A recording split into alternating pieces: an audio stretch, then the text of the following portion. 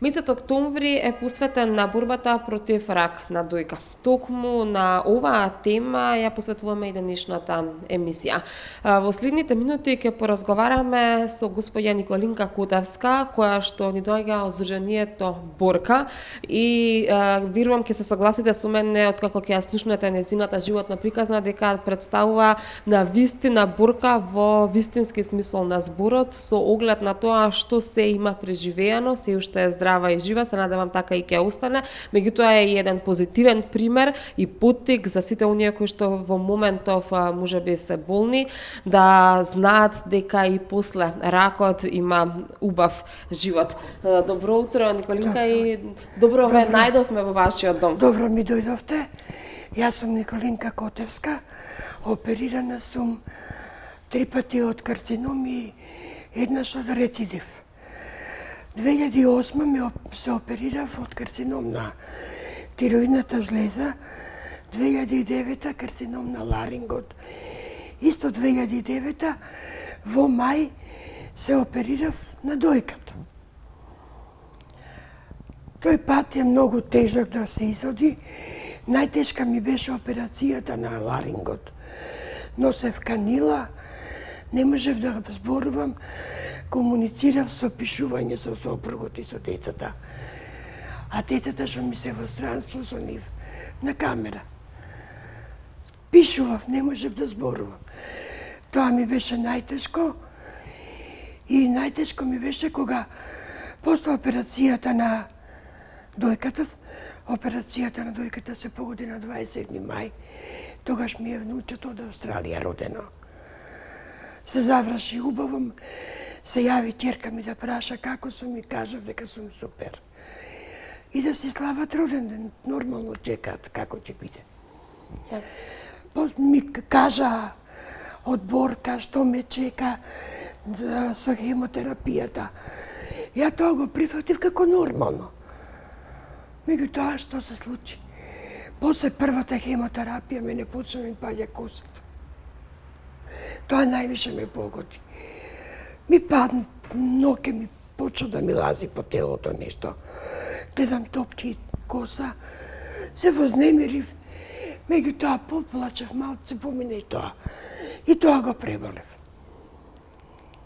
Се изборив со сите болести и во 2016 година сопругот мој се разбори од карцином, кој е покоен почина 2017. Од стрес добив и рецидив. Рецидивот, меѓу време пред рецидивот имав преживеано мозочен и блокада на срце. И не се нафаќаше ни еден анестезиолог да ме оперира со анестезија. Ама за моја среќа, рецидивот беше подкожен, не беше лимфоиден. И го вадеа исто како што се става инекција во зап. Така ми беше и операцијата.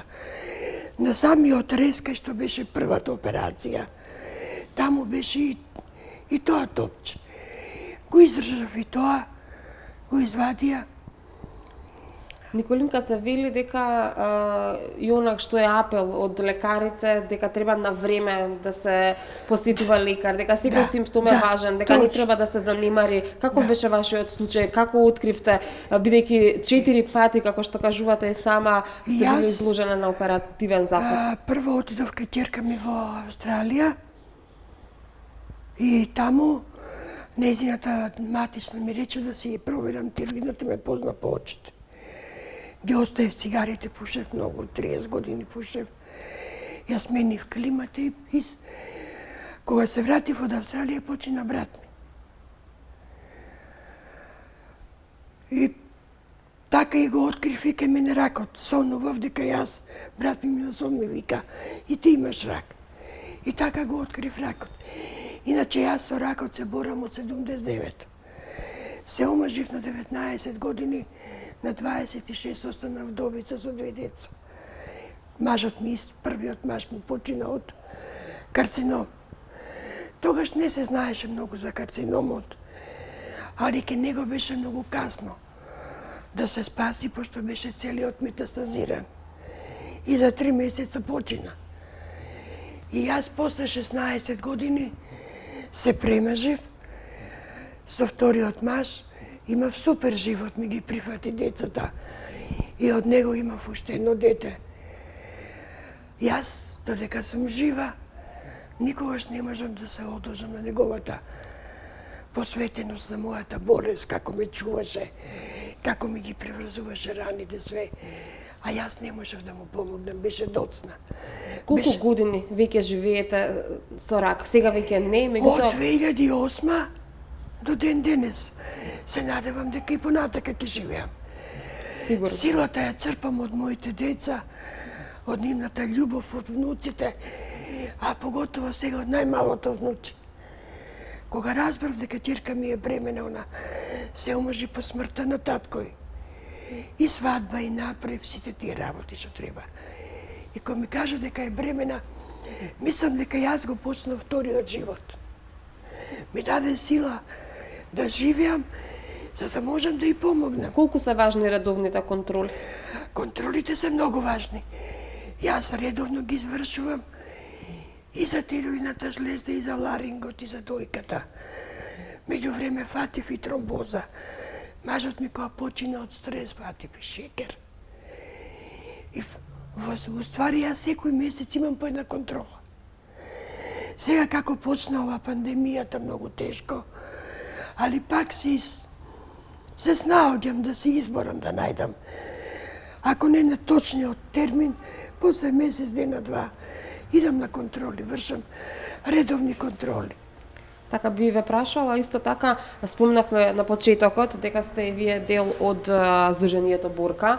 Да. Знаете ли вака некогаш пред младите бурки, пред новите бурки кои што се на нови искушенија подложени да ја раскажете вашата животна приказна, бидејќи навистина сте инспирација, Видите, дека не треба никој да се откажува. Мене многу ми е жал што сега овие 2 години не се дружиме.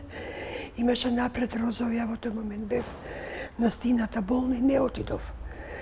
Иначе ние се дружиме многу, имаме предавања, председателката Биба Додева ни носи доктори што ни држат предавање за исхрана, за буквално за се.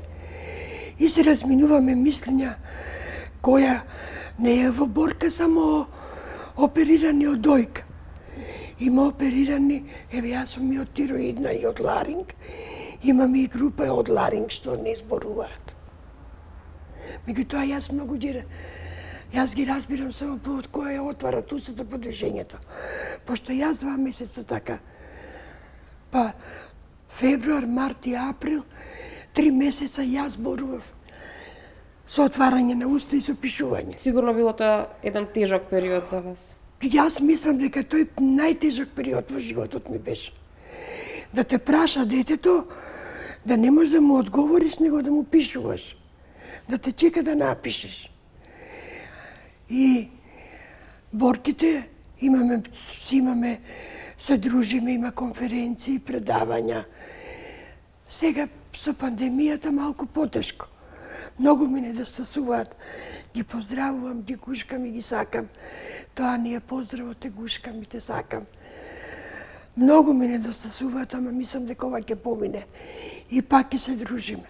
Што е најголемиот страв на една жена, на еден човек кога ќе се соочи со ваква диагноза? Видете, прв пат кога дознав дека имам рак, пошто го изгубив брат ми, татко ми, првиот покоен маж, само се рекав, Господе, доста пазари, јас морам.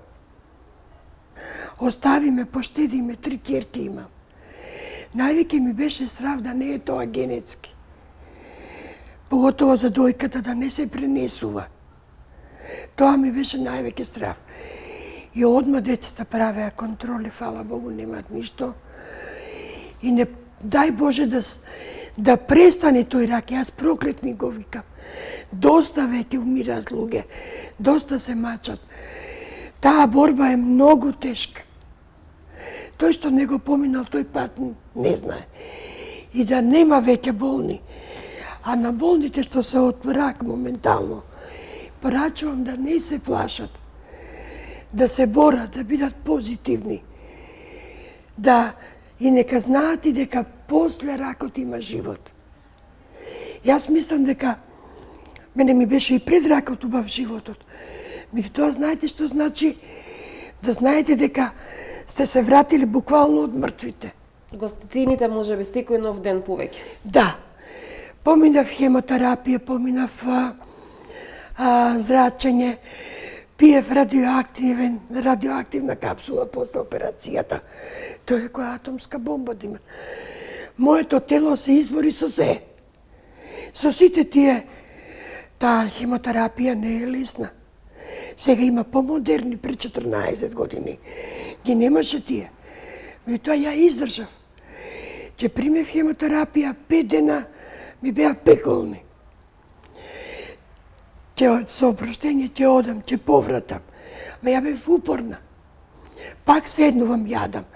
Пиев многу течност. Тоа советите што ми ги дава од Борка, што треба да правам. Јас пиев, вас лага мене и вистина, ја ќерка ми пред да отиде немалата. Пошто двете ми се во странство, во школо, ќе ми нареди 10 литра. Вода, сок, млеко, било што. И ја тоа морав денеска да го испијам. Значи сте се придржувале до советите од Да, лекарите? да, многу се придржував. Затоа што сакав и тоа дете, таа беше многу малечка. Она највише пропати со мене и со таткој. Место да го заврши факултетот на, како секој студент на 20 и неколку години, она го заврши на 29. Паузираше 3 години. Пошто и двајцата бевме болни. Детето едноставно немаше волја да оди ни на факултет никаде. Се плашеше ако се врати од факултет дека ќе ме најди мртва. Тажна е таа Многу се животна приказна. Тука децата највише го чувствува тоа. Меѓутоа јас бев толку јака и силна. Јас пред моите деца солза не пуштив. Еве сега ми навиреа солзи. Кога кажам, меѓутоа јас пред моите деца не плачев. Ќерка ми кога дојде да ме видат од Австралија, јас немав коса, имав капа ставено и бев многу поправена. Од 40 кила дојдов на 100. Тоа не знам од што толку се. И внук ми ме прашува, мамо, зошто баба нема коса? Ја како да му објаснам на тоа дете што е хемотерапија? Го седна во скут и му викам, сине, ги гледаш децата што трчат на улица? Да, баба. Тие деца одат во градинка и фатија вошки. Ја кога ги гушкав, фати вошки, овој дедо ти не сакаше да ме чисти и ме ишиша. Он тоа поише го прифати, отколку јас да му објаснувам што е рак, што е хемотерапија, како ќе му објаснам. На 3 години, 4 години дете. Така, значи добрата волја, еве за крај еден апел за нашите гледачи, добрата волја, послушноста, придржување до советите на лекарите, може навистина да ни го продолжи животот, не дај Боже доколку секој еден се најде пред едно вакво искушение. Точно така. Љубовта, поддршката од фамилијата, од децата, од внуците. Јас имам многу голема поддршка. И буквално вториот живот го живеам за децата и за внуците. И за зетовците. Имам прекрасни зетовци. А најмалиот зет највише ме чуваше сега за време на пандемијата. Јас 8 месеца од врата не излегов. Тој секи ми набавеше што треба за цела недела. Ти ми ги оставеше кесите и ќе си отидеш и ќе кажи, Никице, седи дома, чувај се, ни требаш. Јас навистина ви посакувам уште многу долги години убав живот, како што велите, уживајте со најблиските и ви благодарам што ја споделивте вашата приказна со нашите гледачи. Се надевам дека поттикнавме барем дел од нашите гледачи редовно да одат на контрола и да не се плашат доколку не дај Боже се соочат со едно вакво искушение, односно со тешка болест.